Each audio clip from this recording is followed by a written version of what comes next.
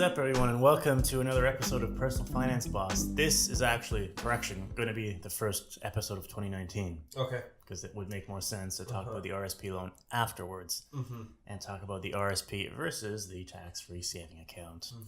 And we've already did one before, and we still both sit in the same camp. So me, Julian, will be defending the tax-free saving account, and Ali will be defending the government and their RRSP. What do you mean? The TFSA is government also. Yeah, but the RSP has more to do with the government because they give you money back. Okay. And they try to sell you on a lie. You just considered the RRSP loan. Yeah, because I have to give money back in my RSP because I borrowed some to buy my first condo. Why did you? Well, that's just to try That's it. a government that allows Just you to do try that. it. Yeah, you know but that, it was right? useless. Anyway, let's begin. Fight. To the death. So let's start talking about the RSP, and I'll let Ali do the talking. Okay. And I will zone out for about 5 minutes. So what is the RRSP? What does it stand for? Well, I don't know. RRSP, I think, is a tangerine invention, but it's usually RRSP. RRSP. Registered Retirement Savings Plan or Retirement Savings Plan. Yes. It is a vehicle for your retirement. Try to sound more enthusiastic. And the government incentivizes you to invest in your RRSP for the long term for retirement by giving you a deductible. Okay, what's the equivalent in the States? The 401k? 401ks, I think. Yeah, okay. I think that's what it is. I think it's a 401ks. But the RRSP, really great. You get the deductible, which reduces your gross income on the spot. You get your tax back. You're going to have to explain that in detail. Okay, so if I have $50,000 gross income, I'm allowed to put 18% or a max of 28,000, let's say, 26,000 in 2016. Yeah. About $28,000. So I can take that amount of money, I can put it in my RRSP, and whatever I put in my RRSP, the government will correspondingly reduce my gross income by the same amount. The amount that you contribute. By the amount that I contributed. So if I made $50,000, I put $5,000 in. My gross income that I'm going to be taxed on is actually $45,000, not $50,000. Yeah. So that $5,000 difference at a 35% tax rate, I'm going to pick up about $3,500 to $3,700 on 5,000. On 10,000. No, on 5, because I'm going to go from No. Sorry, 35% of $1,500 to $5,000. $1,700. Yeah. $1,500 to $1,700. I'm going to see how boring it is. He's falling asleep talking about it. It's not boring. It's just bad. Keep going. Proceed. I'm going to go I'm going to make $1,500 to $1,700 on the spot right away. Yeah. And it allows me to save for my future. Yeah. It's locked up. All the growth in it is tax free, and ultimately, when I retire in 4 years, the growth is not tax free. It is and it isn't, because ultimately, when I withdraw from it, it's going to be taxed. Yeah. But the thing is, when I retire, my income is not going to be as high as when it was when I was working. That's the whole idea. That's the whole idea. Okay. But there's still some steps that we skipped talking about what the RRSP actually is for those who don't know. Okay. So let's say the example in the RRSP loan episode when we said, okay, well, what if you're split between two tax brackets, right? So easy numbers.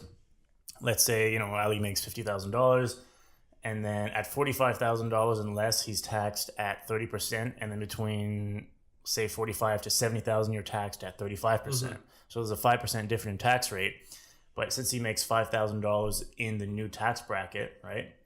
What if you put $10,000 towards your RSP? How does that split happen? So $5,000 will be at 35%. $5,000 will be at the lower rate, which is 30%. Which is 30%. So what it essentially can do is it can kind of take all your income in a higher tax bracket out. Yes. Which may be more interesting because it's taxed at a higher rate. Yes. So it's more worth it. So if you make $200,000, people would be more incentivized to contribute to the RSP because they would get half of whatever they put in back. Yes. If you make $25,000 a year and your marginal tax rate's like 26% or something, then you only get a quarter back. Yes. So, well, it's like any other investment vehicle. You need to strategize what looks good for you, what's going to make sense in the long term. It doesn't mean that it's a bad investment vehicle just because I make $25,000. Maybe it's just not the investment vehicle for me at that time right now. Yeah. That's the only thing. It's like a GIC right now does not appeal to me unless the rate they're giving me is absolutely phenomenal. Yeah. That's the same thing, but that doesn't mean it's a bad investment vehicle. Yeah. You are, on the other hand, a TFSA advocate because we're not there yet. We're not there. Let's keep talking with the RRSP. So keep going. So what can you invest the RRSP in? You can invest it in a lot of things. You can invest in bonds and stocks. Some options you can't do penny stocks. You can do options. I'm pretty sure you can do some options. The only thing is you can't go into margin on your RRSP and your TFSA. Options. I think you can. Okay, let me check that. Keep going. You can't go into margin on your RRSP for sure because then you're effectively borrowing more than your limit allowed. So you're not allowed to go into margin in your RRSP. And if you do go over, the brokerage houses will make you sell stuff on the spot immediately to reverse that. The dividends, I learned this recently. If you invest in American stocks in Canada, in your non-registered and your TFSA, there is a dividend withholding tax that applies to American corporations that pay dividends. It doesn't apply in your RRSP. Okay. There's no dividend withholding tax. So that's something to consider. If you want to invest in American stocks with dividends, maybe put them in your RRSP so you get more bang for your buck. Yeah. I learned that recently. I didn't know that. Okay. I mean, either. So you can buy options. You can also sell options. But if you sell a position, they have to be covered. Meaning if you want to sell 10 calls, you need to own the stocks, or 1,000 stocks to sell 10 calls. Because one contract is 100 stocks. Yes. Okay. Proceed. So what can't you buy? Can't buy penny stocks. Penny stocks? Yeah. Can you do options in your tax-free? Yeah, I think so. I've done it before. I guess it's the same thing. I've done it before. Yeah. So you can buy ETFs, you can buy stocks, you can buy pretty much everything. You can buy pretty much everything. It's only you can't go into margin. Yeah. You don't have the same flexibility as a regular margin registered savings account. Margin meaning borrowing money from the broker, right? Correct. Or the bank or whichever institution. And another thing is what's good about it is when you put in your RRSP, it's because you're taxed on the way out. It's earmarked for your future. If anything were to happen to retirement savings or your income going forward, at least you know that whatever you've put in your RRSP is there, and I can't take it out, and it's something that I can rely on. And what's good about it is you can't really take it out. There's only a few exceptions, right? Yes. So the first thing is if you're buying a home for the first time, or if you're buying as a principal residence to live in, or if you're buying a home after renting, like after not owning a home for 5 years, can you also do that? I think so. So that thing is like if you buy a home, live in it for 2 years, sell it, rent for 5 years, and then go to buy another home. Then you can use money out of your RRSP. And I think you can do it for education as well. Yeah. If you've been out of education for a considerable period of time. Yeah.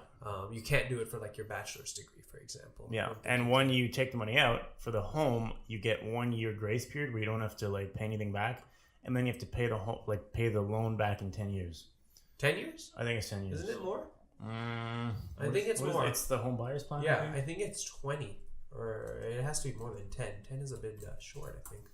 I don't know. I'm not very bullish on the RRSPs. So. Well, it allows you to take it out tax-free. So you can borrow up to $25,000 from your RRSP for down payment, tax-free. Keep talking. Oh, and then when can you put it back? If you're purchasing with someone who's also a first-time buyer, you can also combine. Oh, so 50. So you can do 50 as well. Oh, okay. That's pretty cool. It must be repaid within 15 years. 15 years. So we were both half right. Uh-huh. Yeah. So, I mean, that's kind of interesting, but at the same time, that's pretty much, and the education, the only time you can take money out of your RRSP. So it's kind of a good thing because at least it forces you to save for retirement. Also, the deductions you can use on either spouse. Yeah. Okay. That you can do. We have to do an episode on taxes and spouses. Well, you can explain that part. So if you have a couple, let's say one makes 100, one makes 50. If the person that makes 50 contributes to the RRSP, you can move the deduction onto the person that makes 100. And the reason being is the person at 100 is taxed at a higher rate than the person at 50. So if you shift more of the deduction onto them, they're going to trickle down more. It's going to be a bigger effect because of the higher tax. You have to be married, right? Yes. Yeah. Or you can be common law. Yeah, 7 years living together or 3 years living together.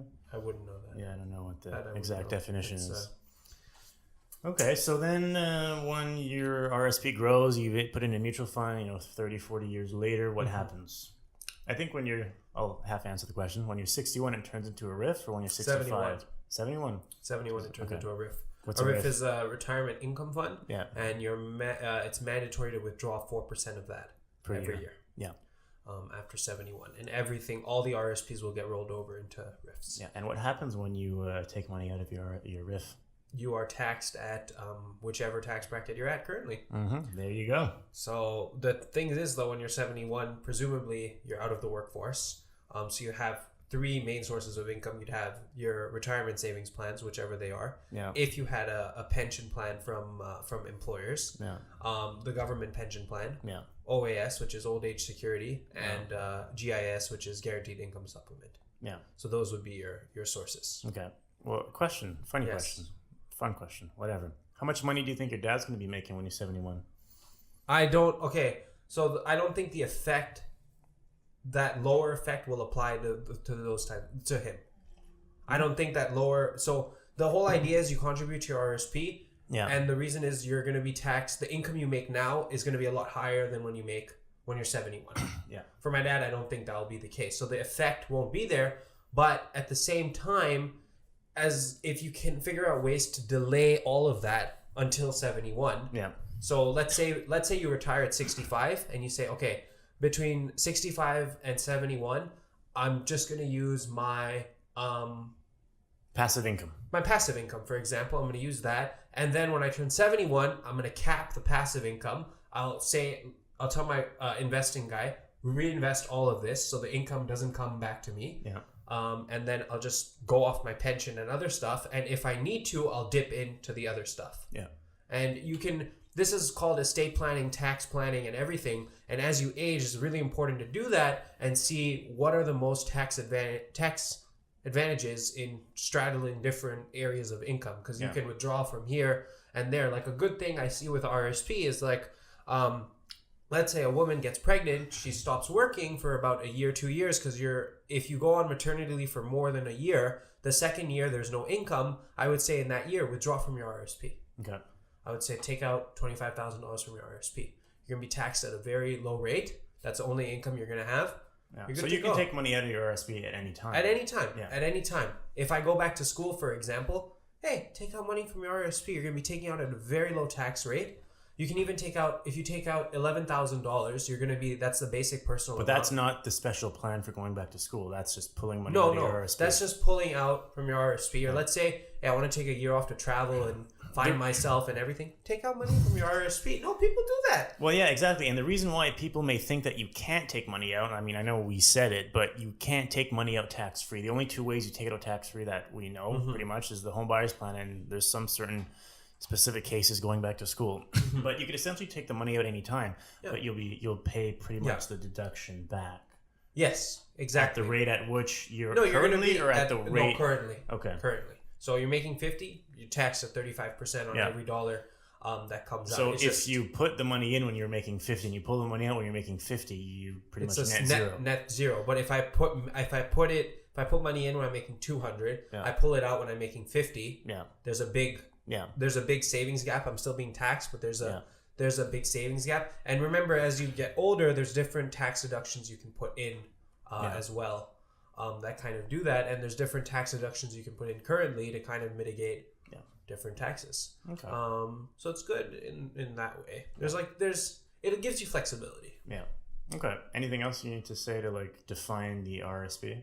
No, it's just I think it's a good tool to put you. It kind of forces you, once it's in there, it forces you to leave that there. Because you're going to be taxed if you withdraw it out. Because the whole point of doing it is to get the tax deduction back. It's to get the tax deduction back. Yes. But if you take money out, you lose it. So yes, but in an emergency scenario, for sure. But just like you won't use that money to spend because in your mind you got the money back. It's good in a way. Yeah. It's good in that way. You can put money in, you get the refund back. Yeah. You can do what you want with that. I would suggest save it. If you want to spend it, fine, spend it. You have the right to do what you want with your money, but it's earmarked for the future. Yeah.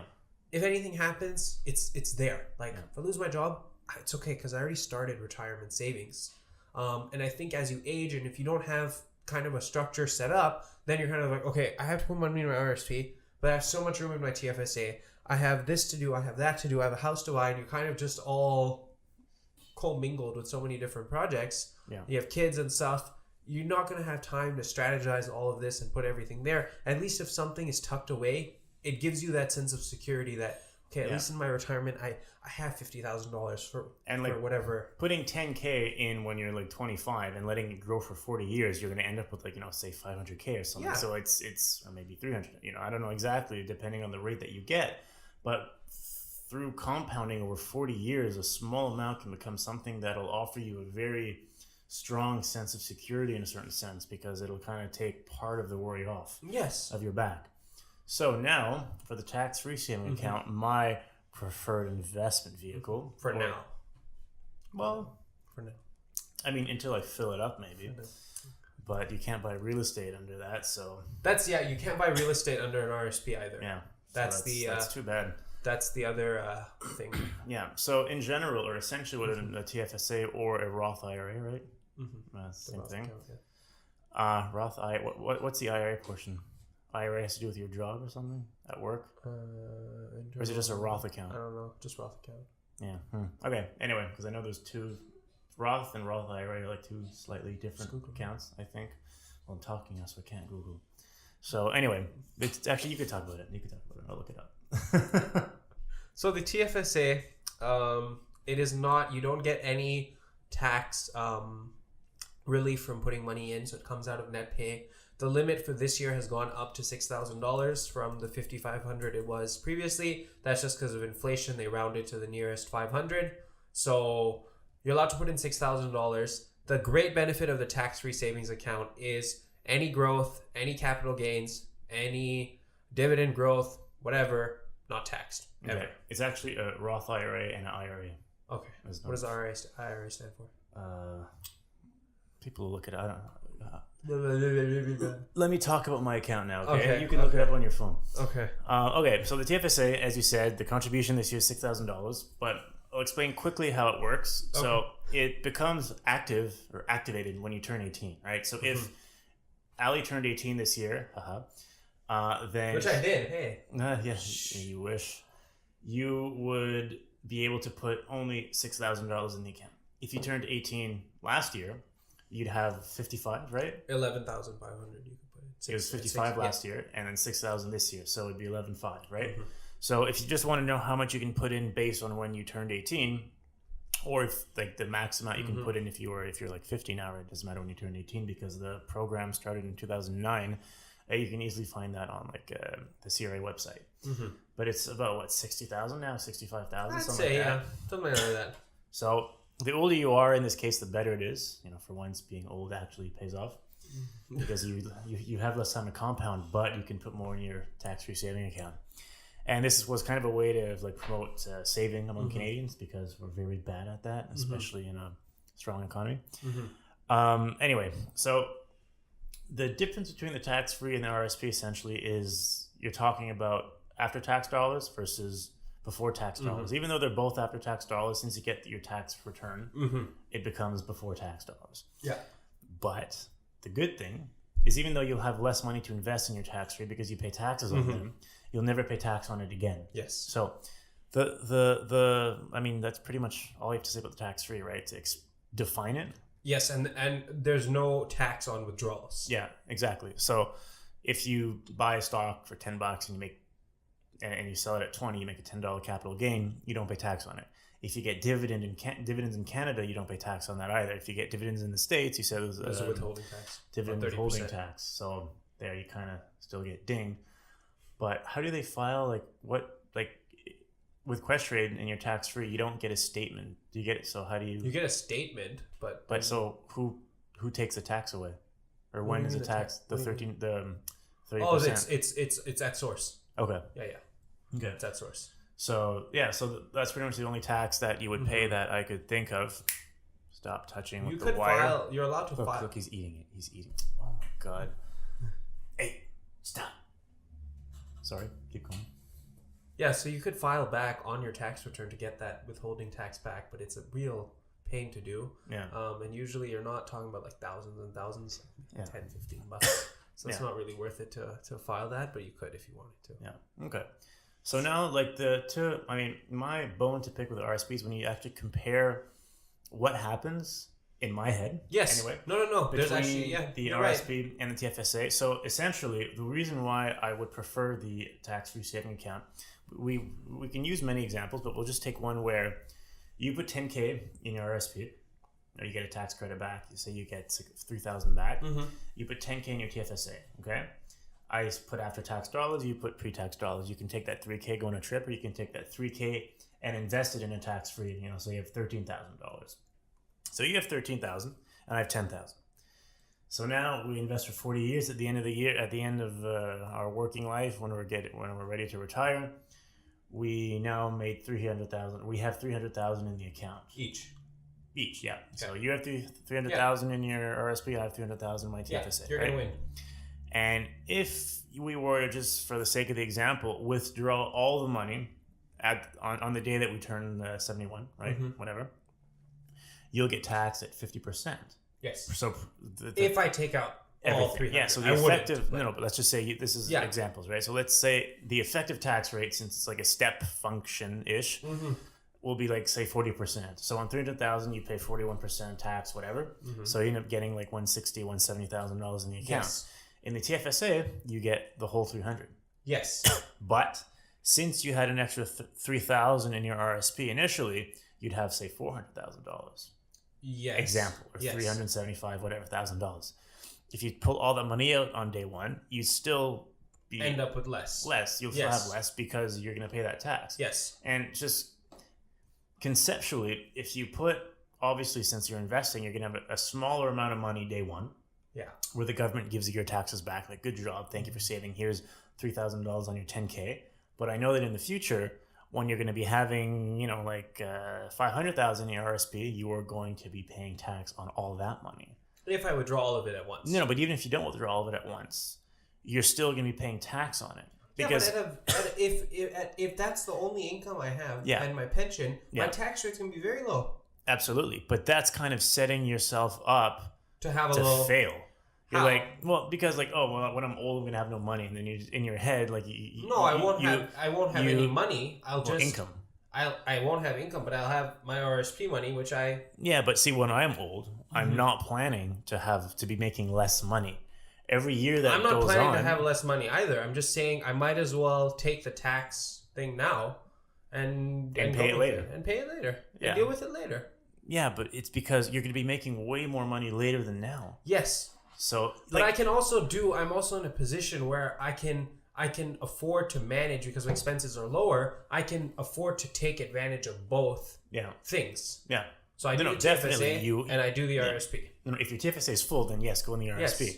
It's much better than doing a non-registered account because you get no benefit and then you have to pay tax. The only benefit is you can take the money out, say, easier. It's not really easier. The only benefit is I can do whatever I want. Yeah. There's no restrictions. If I want to do real estate, I want to do whatever. I can take it out anytime. Yeah. There's absolutely no restrictions on a margin. Yeah, but this whole dilemma comes in if you don't have enough money to fill up both. Yes. Which one do you choose?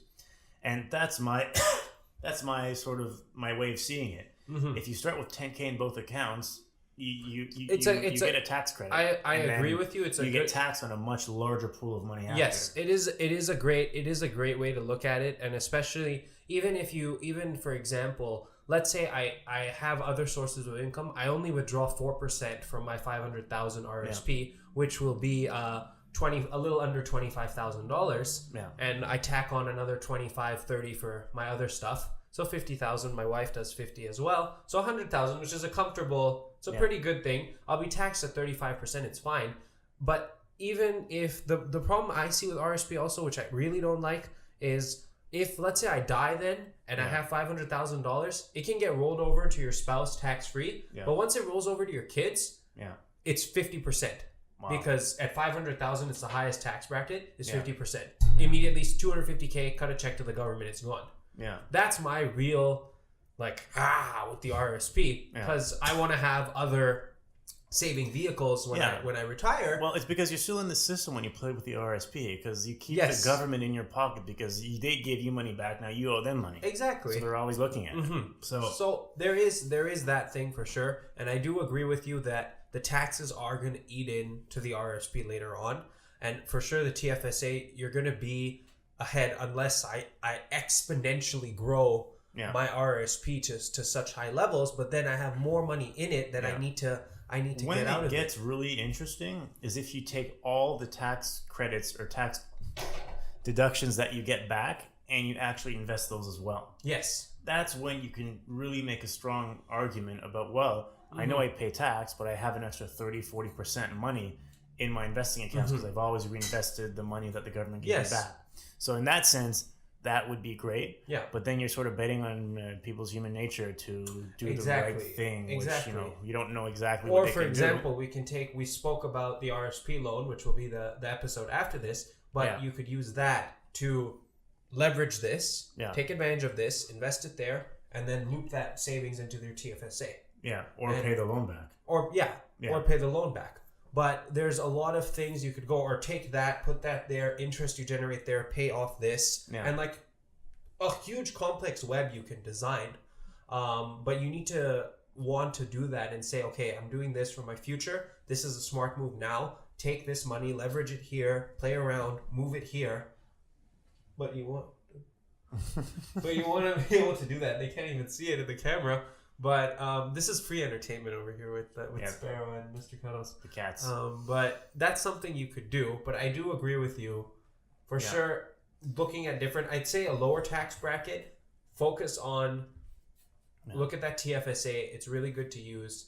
But if you're in a very good position where you can save more than $6,000 a year, then look at the RRSP. Yeah. And... both of these things, you could carry forward the limits. Yeah. You can carry forward the room. You never lose the room. So even if you do 3... Is it 7 years?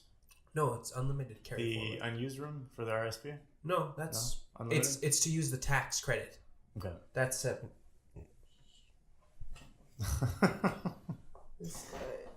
So I think that generally speaking, the sort of like... decision tree of decision that you should do is if you have an empty TFSA and RSP, what I would suggest would be fill in the TFSA first, just because it gives you more flexibility. And you don't know how much money you'll be making when you're ready to retire, because maybe you're gonna buy real estate, maybe you're gonna own a company, maybe you're gonna be getting dividends, maybe there's a whole different thing or a whole different source of possibilities that you can have. Or maybe you won't retire when you're 71. Maybe you're going to work. But it goes into a RIF. Yeah, it goes into a RIF at 71. Yeah, exactly. So at 71, you have to take out 4% mandatory. Yeah. So again, build that into your tax plan when you're a bit older. But we could, as those different avenues come in, there's different tax things you could do then to structure. Different things. Another good thing I find with the RRSP is if you're doing it through a corporate plan, for example, where the company matches, your RRSP deduction, your tax saving is actually applied each paycheck. Okay. So you get it right away. So you don't have to wait till April. You get it right away. So it accelerates it a little bit. Yeah. Even though it's a couple of dollars every subsequent period, getting a little bit more. Yeah. Okay. And those plans move with you as you go around. You don't lose them. Yeah. Read your bylaws, but you don't lose them at my company. Okay. But yeah, there's different things to look at. They're both good accounts. I have nothing against both accounts. I think, from my opinion, fill up your TFSA first. Fill up the RRSP. And if you're at a lower income. All right. Would this apply? If you compare like 50 and 100, would your advice be the same? If you're like making $500,000 a year and you put in your RRSP, you can't be taxed at a higher bracket. No, you're not. You're still going to be in the same bracket. But if you're at 100, now we have room to maneuver. But also at a 500, you can do both, so it doesn't matter. But I'm just saying that you're going to be pulling the money out at the same rate that you put it in. So you're just deferring. Yeah, but at 500 also, this question doesn't apply because you'd probably have enough money to do both. Yeah, no, for sure. So, but I'm just saying, if you're making a lot of money, you're going to be pulling out at the same rate that you put in. Unless they change the tax laws in the future. No, but it depends as well. It depends on what your income's going to be when you retire. Assuming you make similar, right? But because also betting on the RRSP or putting money in the RRSP is sort of betting on future tax rates. Yes. If they increase, then you also get screwed more than you would if they hadn't. So. But also, if they remove the RRSP deduction as a tax credit, as a tax deductible, you lose all that opportunities. But why would they do that? Because they can change tax laws at any time. Like before, they've changed the capital gains thing before. Yeah, but they're much more likely to increase tax Yes, rates. yes. But I'm just saying it is a possibility. Yeah. It is a possibility. And like now the pension thing went up. It's not 4.5%, it's 5.5% now. That'll be going up steadily. So pensionable earnings. So what you need your to put QPP, aside, your QPP, mandatory, or CPP, Canada Pension Plan, Quebec Pension Plan. Yeah, those are going up. So more of your net pay is going towards that. Yeah, towards a plan that you may or may not see in the future. Yeah. Also, and we can have an episode on our thoughts on the pension plans in Canada. I'm like a mixed. I'd have to read more about mixed bag of opinions, I'd say, for that. But it is for your retirement. Yeah. Okay. Anything else that you want to add? No, I think that's pretty much it. Yeah, we talked about. TFSA, I think we touched pretty much everything. Mm-hmm. Well, as usual, guys, thanks for tuning in. Hope you learned something. Mm-hmm. You can reach us on Facebook at Personal Finance Boss or by email at personalfinanceboss@gmail.com or on our Instagram page at Personal Finance Boss, or commenting on SoundCloud or YouTube. Yeah. And we'd be more than happy to answer your questions. So thanks for tuning in. And we'll see you in the next one.